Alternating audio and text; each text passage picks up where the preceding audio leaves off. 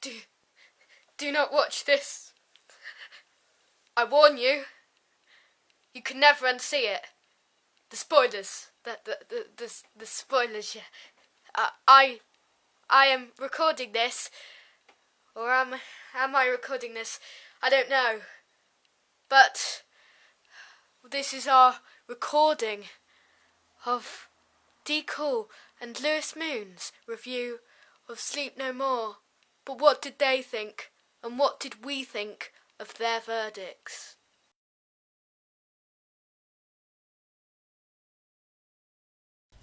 Hello. Hello. And welcome to our review of Sleep No More, the rather different episode with no theme tune, and this rather different episode of Behind the Sofa with no theme tune. So, here we are. So, where do we start?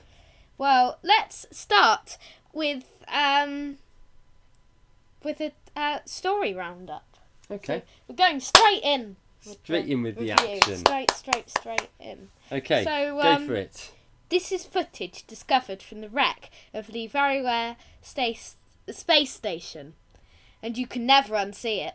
Sleep is a pivotal thing, but what happens when it is taken away, and what effect does that cause in the 37th century of Earth? Interesting stuff. My own synopsis. Your own synopsis. My own synopsis. So, I mean, all in all, this was a very different episode of Doctor Who, wasn't it? Yes. It was all filmed in the style of, I've forgotten what they call this sort of filmmaking now, but it's sort of it's like the Blair Witch type project. So it was all taken from as if it was being filmed from security cameras or from the your own eyes views. But as it turns out, they're sleep dust. Indeed. Yeah. And it all in all just a very, very strange one. What were your general thoughts, or did you want to come on to that at the end? General thoughts. You can see our actual review on the podcast, like here, because we now know how to do links. So see our review thing there of that, where we can give our full story roundup on it. Hopefully we won't contradict ourselves too much on there. Hopefully we won't, no. Yeah. But I think I don't really like this episode. It's the worst one in Series 9, and at the time we're filming this, we've just watched Hellbent. Mm-hmm. So by the time this is released, probably you've just watched Hellbent. And we loved Hellbent, unlike most people. We loved Hellbent. But I think I don't like this episode because it's the worst episode in the series. However, it is experimental, and I praise it for that.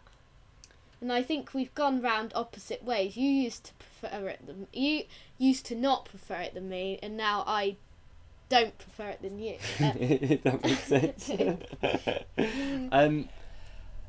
I've got sort of similar views to you. I'm sorry about the light in the room. It's a little bit shiny. It's a bit spacey, isn't it? So it makes it look. If you go back here, it makes it look like behind the sofa. Even though we're on the bed. Even though we're on the bed today.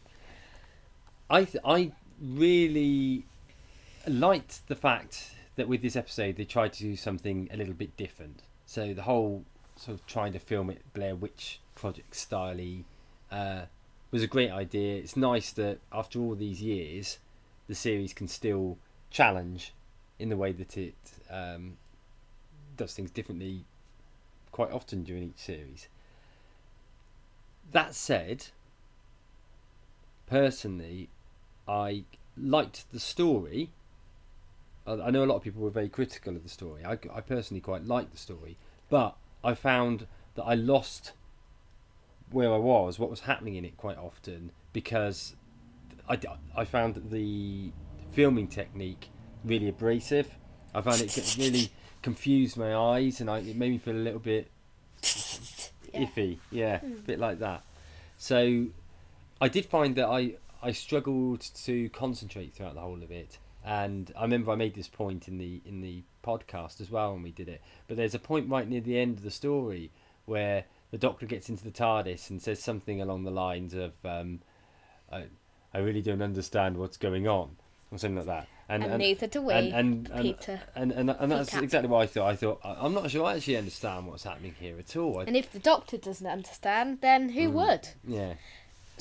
But so that was my general thoughts on it. Great to have something quite challenging. Not sure it worked as well as I think they intended, and certainly it's probably, of all the episodes in the series, the one that had the worst reviews, I would suggest. Yeah, I think so. Even though Hell Bent had some very bad reviews so far, but also it had some very good ones. Hell Bent's been a weird one, and we'll talk about that in a bit more we'll talk about that detail on the podcast. Yeah, but that one seems to have been. A lot of the critics really rated it. A lot of the fan sites that we've looked at didn't, but a lot of the fans, when you read the websites, really liked it. So it's a weird one. This one was fairly universally dissed, I think. So let's talk about the overall things. Mm-hmm. So the Doctor in this episode was Peter Capaldi. What did you think of him? Peter Capaldi was great in it. But he's always great. Peter and Jenna as well have been fantastic in this whole series, haven't they? They've taken the Doctor companion thing to another level, I think. Yeah. And I guess it was series 9 in general has been very Doctor heavy. It has, a lot around his sort of long dialogues, which and darker than we actually thought it was. And I've heard reviews of the episode. Yeah. Of the series, I mean. That say they don't really like it because it's too dark. Yeah, it definitely is darker. But I mean, I think we're both the same. We both like the darker ones more, don't we? Yes. But there was strange thing about it was at the beginning when they first advertised this series, they made some comments about the fact that it was just going to be the Doctor and Clara out thrill having riding. Yeah, that's right, having fun in space. It has been that, but only in the adventures that we haven't seen. Yes, that's right, yeah. Like at the beginning of Girl Who Died, Face the Raven, and probably a couple more that we haven't seen. Which I think they're saving up for Big Finish productions one day, I would suggest. So, talking about companions, who is it? In this one, the companion is Clara. Clara, yes. Clara. So Clara, Space Pirates girl. Yeah. And actually, for a big chunk of this episode, we're actually seeing things from Clara's view, aren't we? Yes. Which I didn't realise straight away. But I mean, I'm a bit of a thickie. I didn't actually realise what was going on. It was only a bit of it, wasn't it? Because she had the sleep. She was in the sleep thing. Yeah, that's it. Do you need the script thing? I've got. You have got it there. Okay. Yeah. So Clara, gradually coming towards the end of Clara's running the series, and yet again we get mention of that. Yep. So there's always mention of that. Yeah. And now we know what it is. No mystery for us now. No mystery. No mystery. Except if there's something else coming, which I believe there isn't, because we've ended her story. Hopefully. Mm-hmm. Hopefully. So let's talk. Should we move on to the big questions? Let's move on to the big questions. I think it's time. But the first big question is, who was your favourite baddie in this story? Your favourite baddie. You've got two to choose from, really, in this series, in this episode, haven't you? You've got the eye dust people. The Sandmen, didn't we record that? Sandmen. Sandman, will you sing me a song? Bum bum bum bum. So you had those, and then you had the guy who we were for a long big chunk of the episode. We weren't sure whether he was a good guy or a bad guy. He's named Gagan Rasmussen. What's he called? Gagan Rasmussen. Did you make up that first bit or not? No. That is his name? Yeah. No, I thought it was just Gagan Rasmussen. Okay. So he was really well played, actually. He did... I've forgotten the guy's name now. It's the guy from League of Gentlemen. Reece Smith. Yeah. So he played it in a real classic villain way, and very Hammer horror, I think, in his the way that he portrayed that character, particularly at the end. But we'll come on to that in a bit. Yeah. So, which did you prefer out of the two? Would you have a favourite? Rasmussen. Mm-hmm. I liked Reese's performance as Rasmussen. Mm-hmm. I really enjoyed it in the episode. So yeah, maybe we'll see a Sleep No More sequel. Mark Gatiss has been teasing that he's planning one.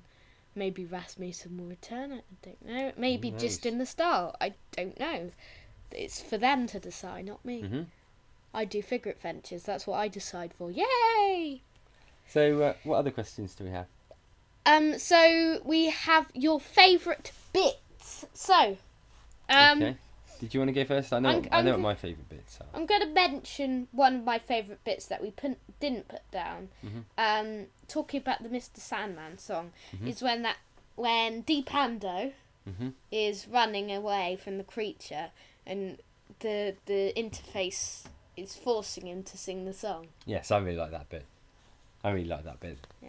And that's the thing. Although we've been fairly critical of this episode, there was some really great bits in it. Yeah. And in fact, actually, if I know the whole purpose of it was to have it in that sort of Blair Witch view, but if it hadn't have been done like that and had just been done as a classic episode, I probably would have enjoyed it a lot more.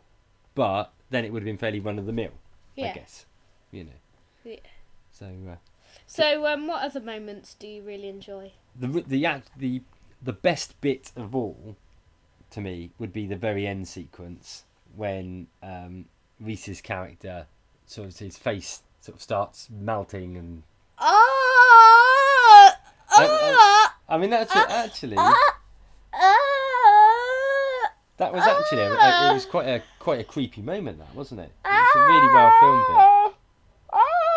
You can't do it. I was actually thinking earlier on, could I somehow make our faces melt for the edit of this episode? No. But It's weird how. Not this again. where you going I now? did this in Image of the Fandale episode. Yeah, you do that occasionally. You just go off on one, don't you? Yeah, I do. Yeah. So I really off on liked. one. I really liked the.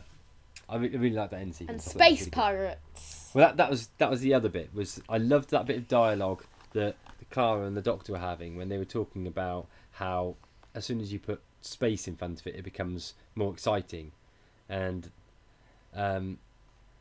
that they then went back to that later on, didn't they? When they met up with the crew and they made some comment about space pirates, and Clara said, "Told you." And I thought it was priceless. Yeah. That was a really funny joke. So Delivered far better on the programme, obviously. yes. Because I'm no comedian. You are. You should see counsel. Best supportive cast then. It's obvious, isn't it? It is fairly obvious, mainly because the supporting cast in this episode were really poor, weren't they? I know. That's not the fault of the actors or actresses, I don't think. It's just It's the fact the writing. that the writing didn't really weak. allow any form of character build-up I at mean, all. did it? 474 was all right, but still, she was underused. Yeah. You You didn't really feel like They you meant knew anything. any of the characters, and you didn't really care when they were killed because you didn't know who they were. They were just like faceless people, weren't they? Mm. And the captain was a bit annoying. So what she kept saying is like Hello, Killies or something. something like that. Yeah. And every time she said it, I wanted to slap her. So what did you think of them?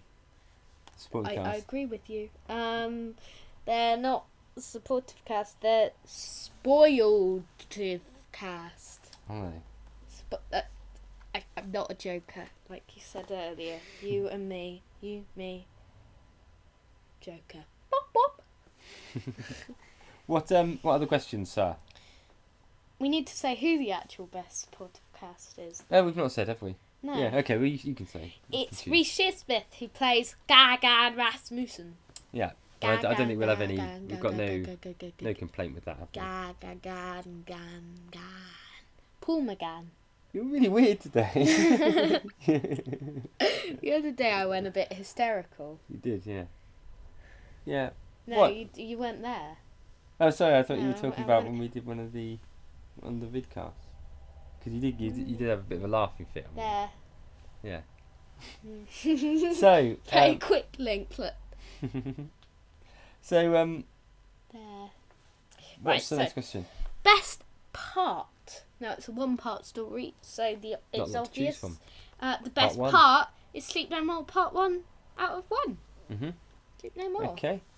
And Any other questions to ask on it? Not like major questions, not like big major questions, but we've got leaderboard questions. Okay.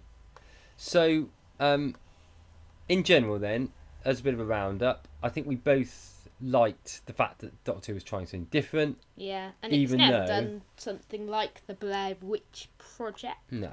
Even though we probably would have preferred watching the episode if it hadn't been done differently, but if it hadn't been done differently, whilst we would have preferred it, we would have found it a little bit bland in comparison to other Yep. episodes. What do you think generally about Mark Gatiss' episodes? Because we've sort of for a long time been holding up Mark Gatiss as a potential future showrunner, and yet actually, not all of his episodes have been that fantastic, have they? Okay, I have 5 words to say. Mm-hmm. Mark Gatiss not for showrunner. Not the showrunner. But he could be really good, because I think, what I do think is that if he had full control, we might see better episodes. Because Stephen Moffat and Mark Gatiss mixed probably aren't the best mix. Now I've not really watched Sherlock, but you watch a lot of Sherlock, don't you? Yep, I watch And- Sherlock.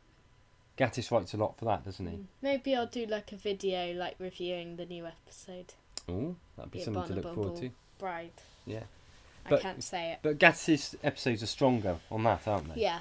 So, there we have it. There's a mystery. I think he wrote the first one of Series 3, and the first one of Series 3 was really good. So, So there's a one with mystery. The train, Why? that was good. Why does Mark Gatiss write better stuff for Sherlock than he does for Doctor? One for Sherlock to investigate and solve, I think. Yeah. And remember to keep checking to see if there is going to be a bob.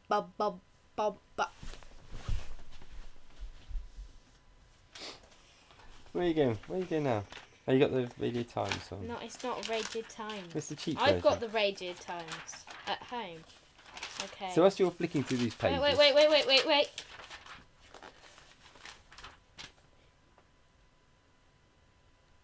Abominable Bride. The Abominable Bride. Okay. So, The Abominable Bride, which neither of us can say very well. Stay tuned to that review Mhm. of the episode we cannot say the name of. So, all in all then, the weakest point probably during Series 9. Yeah. Probably the only real weak point, actually. Yeah. I really enjoyed every other story, but I did struggle with this one. I was always... From the outset, I had a feeling this might be the weakest one. But then you also had that little thing that was in the back of your mind that thought, because they've kept this one quiet, maybe it's going to be spectacular and it's going to be a real blow-away episode that nobody was expecting. But it sort of finished, and I think both of us sort of said, didn't we, when we were talking about it the next day, neither of us really knew whether we liked it or not. No. It's a hard one to choose. I think it's the weakest one in the series, and that's one of the reasons. So, leaderboard. Shall we flash it up above our faces now? Bang! Or over our faces, probably. Bang! It's the way we do these things. So, you can see that first we have the Zygon inversion from last episode, but in my list, the episode is 14th, and in Decool's list, is 12th. There you have So, it. why do you prefer this episode than Dalek, and why don't you like Dalek? Because I'm being obtuse. Obscure, Hmm. obscure. Why do I know you're watching, Mum. why don't know. I don't know what it is about Dalek. It's an all right episode. I just don't really love it like most people do, and I can't really explain it. I can't really explain why it is. It just doesn't do it for me. That one. It's all right. As people that have watched the review will know that I think it's okay. I just don't think I don't think it's the classic that most people believe it to be. I believe it is almost. I believe it's a bit overrated, but I think you're underrating it too much. Mm-hmm. Just a bit too much. Yeah. You're underrating it. I wonder whether, I don't know, maybe if we were to reevaluate these again after watching them the second time round, my view may change again. I don't know. Who knows? Who knows? If I'm being really obscure, I might move it my bottom. But no, I don't think it's me being funny. It's not one that I really love that much. Sleep No More, So I got that higher, haven't I? I've got to see it more higher. Surprising. Yeah, maybe. But that's where it is. That's where I've rated it. So I can't change it now because we've programmed it in. So what is quite interesting when you look at our chart is that the Series 9 episodes generally are fairly high up in there, aren't they? Yeah, but this one... This one isn't. It's the lowest one. But Yang going chained. But it is generally... They're generally really high. Now, I think that's probably a slightly false picture insofar as... Because of the way that we do this vidcast, as we've been watching episodes since we started it, we've been adding them to the list. So because we've been watching all of Series 9, there's a lot more Series 9 in there than there is of the last 50 odd years. So it'd be interesting to see once we've watched a few more and started plotting them into that chart where a lot of these episodes sit. Yep. Okay, so thank you for watching Behind the Sofa today. Are we going to add any links to any other things here? Yeah, okay. So up here you can see our Doctor Who Time and Space on Hellbent. Because that's our most recent episode, probably. And you can see it there. And also, down there, you can see our Behind the Sofa on the Zygon Invasion and the Zygon Inversion. Okay. So I hope you've enjoyed watching Behind the Sofa. Next time we're here... actually, this is probably the last one for 2015, isn't it? Yeah. Probably. So probably the next time we'll be here might even be the Christmas one. We're going to do that? Finale or the Christmas one. Finale or Christmas one, yeah. So we'll be back. We won't be back next week because we've got a week off. We're having a Christmas party. Yeah, we're doing the Christmas party. The next week we've got Husbands of River Song. So I don't know. This may be the last one we've got for 2015. If not, we'll see you on the 26th or the 27th. And if it is the last one of 2015, then we will see you on the 2nd of January or 9th of January 2016 for another episode of Behind the Sofa, either Husbands of River Song or Face the Raven, Heaven Sent and Hellbent. Okay. So hopefully about this point our faces aren't beginning to melt away like they did in the episode, but we are going to hop into the spaceship now and disappear off in our usual way. Is there something there? Look.